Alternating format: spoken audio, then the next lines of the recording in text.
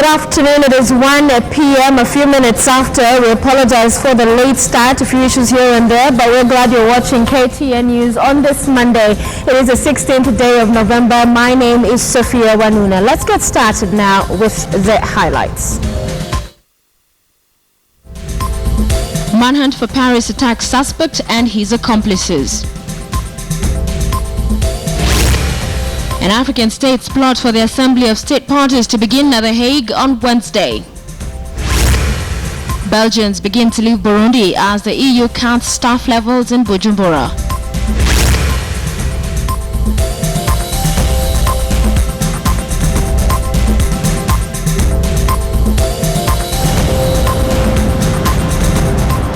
And we begin with the Paris attacks, where a huge manhunt is underway for surviving members of the Islamist group that killed 129 people in Paris on Friday night and their accomplices. French police have named 26-year-old Salah Abdesalem as a main suspect. Officials say he was in a car when he was stopped by police on Saturday, hours after the attacks took place, but he and the other occupants were released. One of his brothers is said to have died after detonating a suicide belt, and another has been arrested. Belgian police have made a total of 7 arrests. Another attacker to have identified as 29-year-old Frenchman Ismail Omar Mustafai, who blew himself up at the Bataclan. Meanwhile, French warplanes pounded the Islamic State's de facto capital in Syria yesterday as France hit back for the savage Paris attacks claimed by the jihadist group, the worst in the country's history. Now, 7 attackers died in Friday's gun and bomb attacks on bars and restaurants, a concert hall, and the Stade de France, the country's main sports stadium, most of them after detonating suicide belts. Meanwhile, U.S. President Barack Obama has vowed to step up efforts to eliminate Islamic State in Syria and prevent it from carrying out attacks like those in Paris. This comes as European leaders urged Russia to focus its military efforts on the radical Islamists. Speaking at a G20 leaders summit in Turkey, Obama described the killings in Paris claimed by Islamic State as an attack on the civilized world and said the United States would work with France to hunt down those responsible. The 2-day summit brings Obama and fellow world leaders just 500 kilometers from Syria, where a 4.5-year conflict has transformed Islamic State into a global security threat and spawned Europe's largest migration flows since World War II. All right, now to a clearer picture of Ismail Omar Mustafa, one of the Bataclan attackers, is starting to emerge, and that's of Algerian origin. The 29-year-old was born and raised in a Parisian suburb where he lived with his large family. Now, he had been involved in petty crime, arrested 8 times, but had never spent time in prison, and despite being on the government's radicalization radar, he had never been implicated in a major investigation. While there are no pictures of him yet, the media tracked down his parents' house in Paris. Machakos Governor, meanwhile, Alfred Mutua, has submitted his personal documents to verify his personal wealth. Mutua has taken a personal initiative to submit the documents for a lifestyle audit in the fight against corruption. Let's now bring in our reporter Zinzi Kibiku, who is at the Integrity Center covering the proceedings.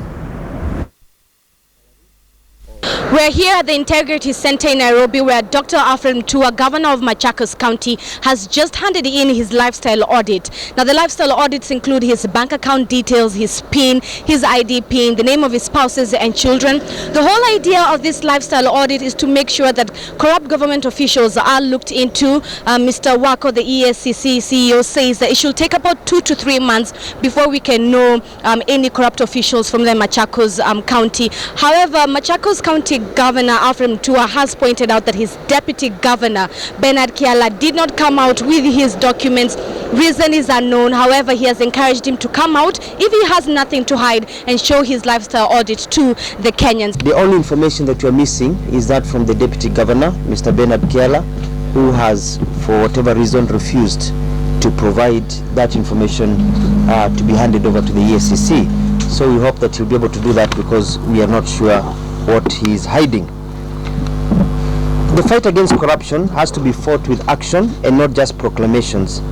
It has become very common for government officials to enrich themselves through corruption as our people wallow in poverty.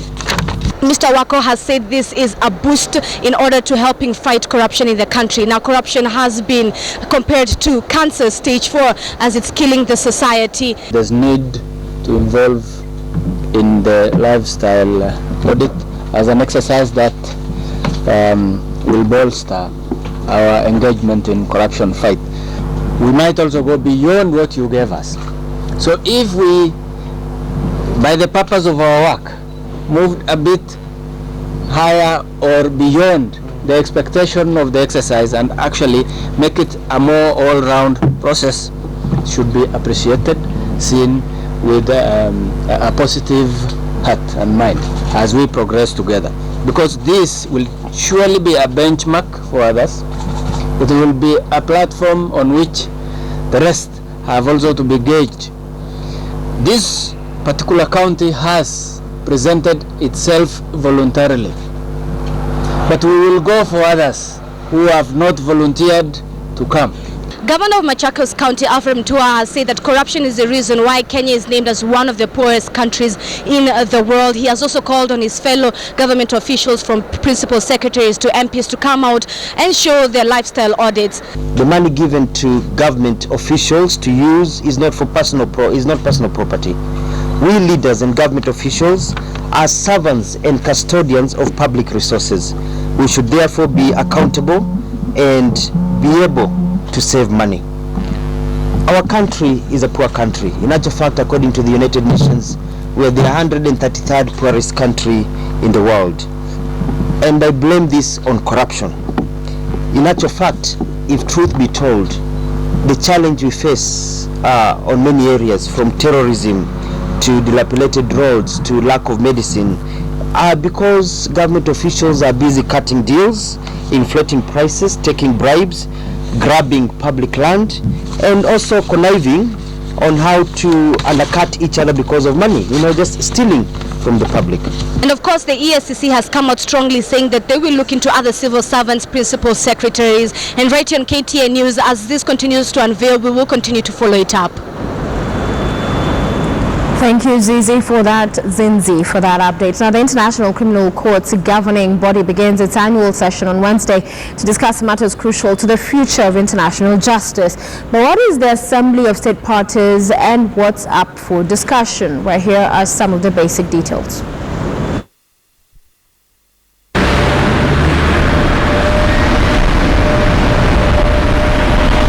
The ASP is responsible for ICC laws and rules as well as management oversight. It also encourages ICC member states to increase their cooperation in the ICC and undertake cooperation in national prosecutions of grave crimes. The 14th annual session of the ASP, with a membership of 123 member states, will take place from the 18th to 26th November at The Hague.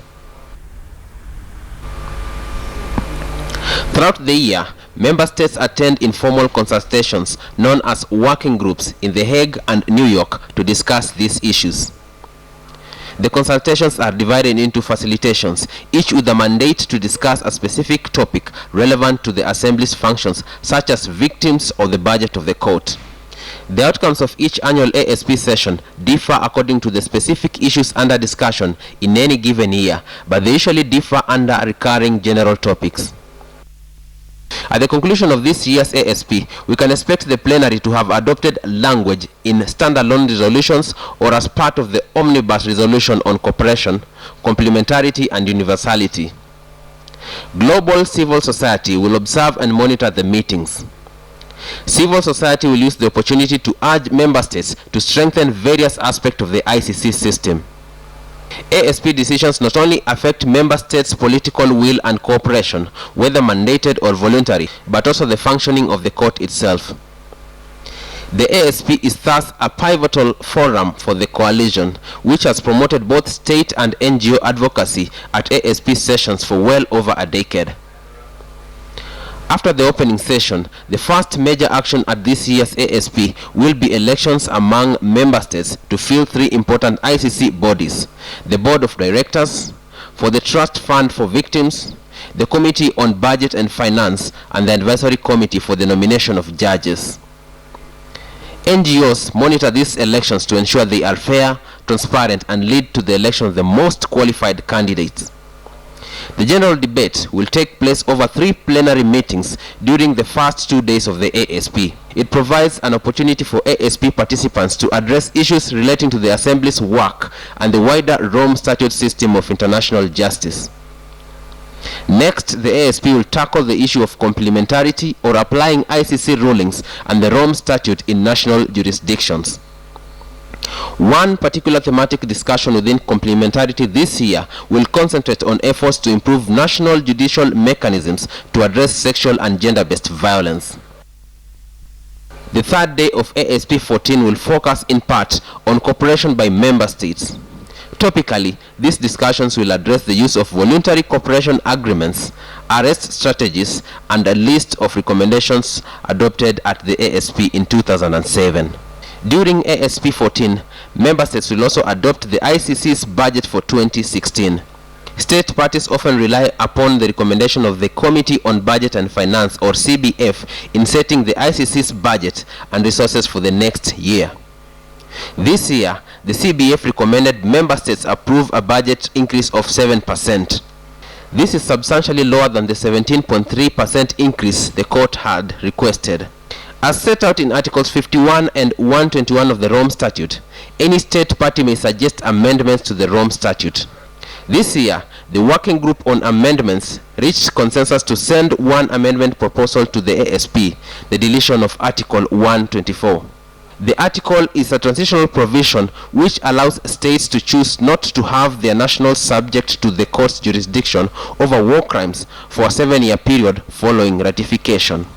ASP 14 will feature a special plenary session to address ways to increase the efficiency of the criminal process. Throughout the year, these issues are addressed in the study group on governance and by the working group on lessons learned. Now, President Uhuru Kenyatta has told off the International Criminal Court over the ongoing Kenyan case against his deputy William Ruto and journalist Joshua Arap Sang. Kenyatta said he is flabbergasted about the attention ICC has paid to Kenya, yet there are cases of extreme violence and human rights perpetrated by warlords in other countries like Syria. The president spoke in Eldoret, and meanwhile, Ruto maintains that he is innocent and will be vindicated at the International Criminal Court.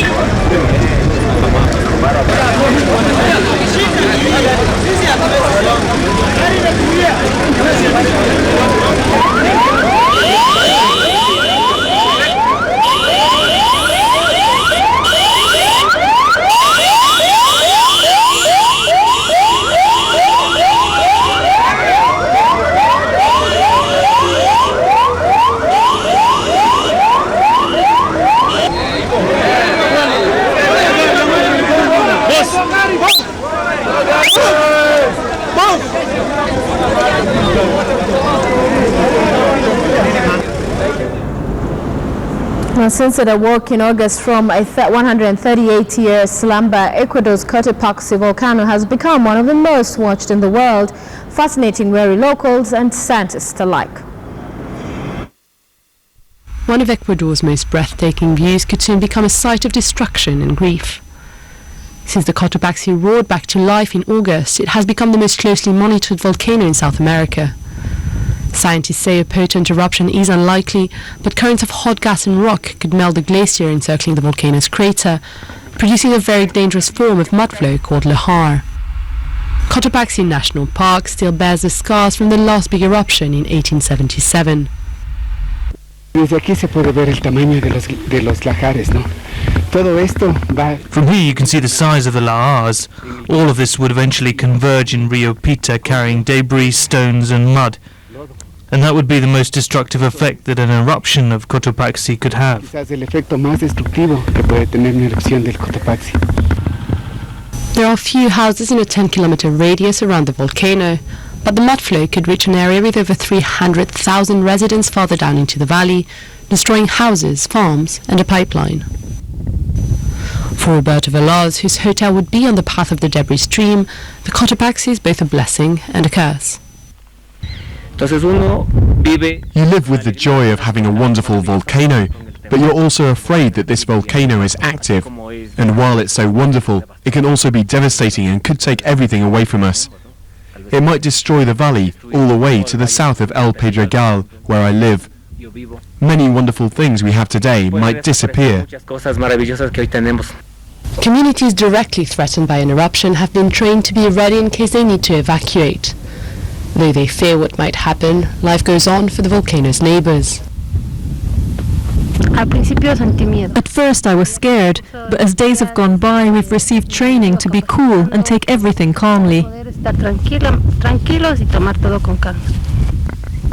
But volcanic processes happen underground and cannot be measured directly. In spite of the constant monitoring by scientists, when and if the volcano might erupt remains a dangerous guessing game. Thank you for watching KTN News and KTN Home. We are wrapping up the bulletin for now. Enjoy the rest of your view.